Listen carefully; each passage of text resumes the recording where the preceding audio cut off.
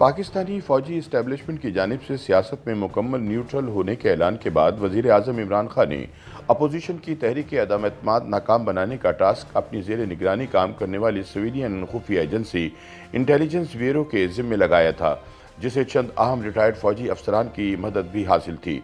ताहम बज़ाहिर ऐसा लगता है कि IB ये टास्क अंजाम देने में मुकम्मल तौर पर नाकाम हो गई है और अब कप्तान हुकूमत का जाना ठहर गया है।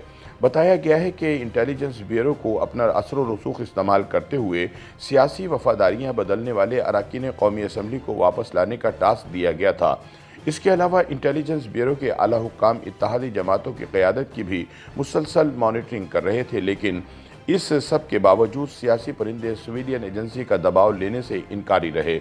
नतीजा ये है कि तहरीक अदम एतमाद पर वोटिंग से चंद रोज़ पहले दो बड़ी इत्तेहादी जमातें और 2 दर्जन से ज़ायद अरकान कौमी असम्बली वज़ीर आज़म इमरान खान का साथ छोड़ चुके हैं। याद रहे कि इंटेलिजेंस ब्यूरो बराह रास्त वज़ीर आज़म के मातहत काम करती है। बताया जाता है कि साबिक DG/ISI लेफ्टिनेंट जनरल फैज़ हमीद के ज़माने तक IB इतनी मुतहर्रिक नहीं थी, चूँकि कप्तान हुकूमत का सियासी इंजीनियरिंग का एजेंडा ISI सर अंजाम देती थी। लेकिन फैज़ हमीद के पेशावर तबादले के बाद इमरान खान ISI के फैज़ से महरूम हो गए, क्योंकि नए chief lieutenant general Nadeem Ahmed Anjum ने एजेंसी को मुकम्मल गैर सियासी करने का फैसला किया था।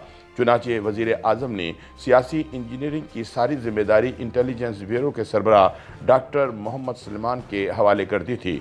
याद रहे कि इंटेलिजेंस ब्यूरो का सरबराह डायरेक्टर जनरल होता है, जिसकी तकर्री वज़ीर आज़म के मशवरे पर सदर करता है। DG/IB आमतौर पर सिविल ब्यूरोक्रेसी या पुलिस से लिया जाता है। IB का काम सियासतदानों की जासूसी करना, हुकूमती ज़िम्मेदारों की कारगुजारी और ताल्लुकात पर नज़र रखना, मुश्तबा अफराद पर नज़र रखना, मीडिया को मॉनिटर करना और फ़िरका वाराना अनासिर और दहशतगर्दों पर नज़र रखना होता है। ताहम लेफ्टिनेंट जनरल फैज़ हमीद के तबादले के बाद इंटेलिजेंस ब्यूरो को सियासी इंजीनियरिंग का टास्क दिया गया था। बताया जाता है कि इस सिलसिले में इसे चंद रिटायर्ड फौजी अफसरान की मदद भी हासिल थी, जो एक साबिक ISI सरबराह के मंजूर नज़र थे। ताहम इमरान खान का ये तजर्बा मुकम्मल तौर पर नाकाम हुआ, क्योंकि जिन सियासतदानों को ISI के ज़रिए हैंडल किया जाना था, वो इंटेलिजेंस ब्यूरो के ज़रिए हैंडल होने से इनकारी रहे। बकौल शख्स से इस मामले में भी एक मरतबा फिर साबित हुआ कि ब्लडी सिविलियंस बिला आखिर ब्लडी सिविलियंस ही होते हैं। इसका नतीजा ये निकला कि वज़ीर आज़म बज़ाहिर कौमी असम्बली में अक्सरियत खो चुके हैं और अब अपोजिशन की हिमायती अरकान की तादाद 177 हो चुकी है।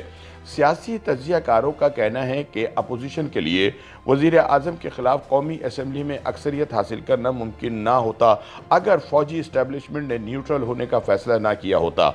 हिज़्ब इख्तिलाफ वाले भी तस्लीम करते हैं कि तहरीक अदम एतमाद दाखिल करवाने के बाद उनके सियासी दावपेच काउंटर करने के लिए इंटेलिजेंस ब्यूरो तो मुतहर्रिक था, लेकिन ISI के किसी अफसर की जानिब से किसी सियासतदान को कोई फ़ोन नहीं गया, जैसा कि फैज़ हमीद के ज़माने में होता था।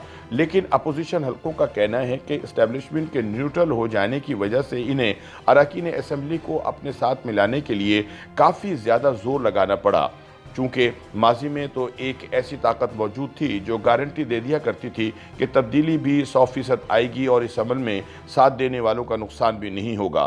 ताहम इस मरतबा सूरत हाल मुख्तलिफ थी, क्योंकि तहरीक अदम एतमाद की कामयाबी का कोई ज़ामिन मौजूद नहीं था। इसी गैर यकीनी सूरत हाल से निपटने के लिए काफ लीग, MQM और BAP ने तय किया था कि अपने सियासी मुस्तकबिल के हवाले से ये सब मुश्तरका लाहे अमल इख्तियार करेंगे, लेकिन अस्करी सरपरस्ती की गैर मौजूदगी में ऐसा ना हो सका और इत्तेहादी जमातें इनफरादी फैसले करने पर मजबूर हो गई। बड़ा फैसला ये था कि इन इत्तेहादी जमातों के कायदीन हुकूमत का साथ छोड़ने के हवाले से तज़ब्ज़ुब का शिकार थे और आखिरी लम्हात तक किसी फ़ोन कॉल के इंतज़ार में रहे। इस दौरान जब काफ लीग ने अपोजिशन के साथ मामलात फाइनल कर लिए, तो चौधरी परवेज़ इलाही को एक एजेंसी से ताल्लुक़ रखने वाले फ़ौजी अफसर की फ़ोन कॉल मौसूल हो गई, जिस पर वो भागते हुए इमरान खान के पास बनी गाला जा पहुँचे और अपने सियासी करियर का सबसे गलत फैसला कर बैठे। लेकिन डील करने के बाद पता चला कि फ़ोन करने वाला शख्स तो एक रिटायर्ड अफसर था, जिसने बाजवा साहब का नाम इस्तेमाल किया। यूँ गुजरात के चौधरी के साथ जामिन के नाम पर धोखा हो गया और वो ना घर का रहा और ना घाट का। इस फ़ोन कॉल की कहानी कुछ यूँ बयान की जा रही है कि चौधरियों और अपोजिशन की डील का ऐलान होने से चंद घंटे पहले इस्लामाबाद से एक गैर सियासी शख्स ने परवेज़ इलाही को कॉल की और बताया कि बाजवा साहब अभी वज़ीर आज़म हाउस से निकले हैं। उनके वज़ीर आज़म से मामला तय हो गए हैं और बाजवा साहब का पैगाम है कि आप वज़ीर आज़म से मिलें और अपने मामला भी फ़ाइनल कर लें। इसी सुबह उस्मान बुज़दार के खिलाफ तहरीक अदम एतमाद भी पेश हो चुकी थी और इमरान पंजाब की हुकूमत बचाना चाहते थे। शुजात ने परवेज़ इलाही को बनीगाला जाने से मना किया, लेकिन वो ऐसा करने पर मुसिर थे। जाने से पहले चौधरी शुजात ने परवेज़ से कहा कि आपने सिर्फ इमरान की बात सुननी है और कोई वादा नहीं करना, क्योंकि हमारे मामलात अपोजिशन के साथ तय हो चुके हैं। ताहम कुर्सी के लालच में परवेज़ इलाही ने इमरान से डील कर ली और अपनी ज़िंदगी का सबसे बड़ा सियासी ब्लंडर कर बैठे। बाद में पता चला कि परवेज़ को फ़ोन करके बनी गाला बुलवाने वाला एक रिटायर्ड फौजी अफसर था, जिसने बाजवा और इमरान मुलाकात बारे झूठ बोला और इन्हें बाजवा साहब का झूठा पैगाम भी दिया। बताया जा रहा है कि बाजवा साहब का नाम इस्तेमाल करने पर इस रिटायर्ड फौजी अफसर को गिरफ्तार किया जा चुका है और इंक्वायरी शुरू कर दी गई है।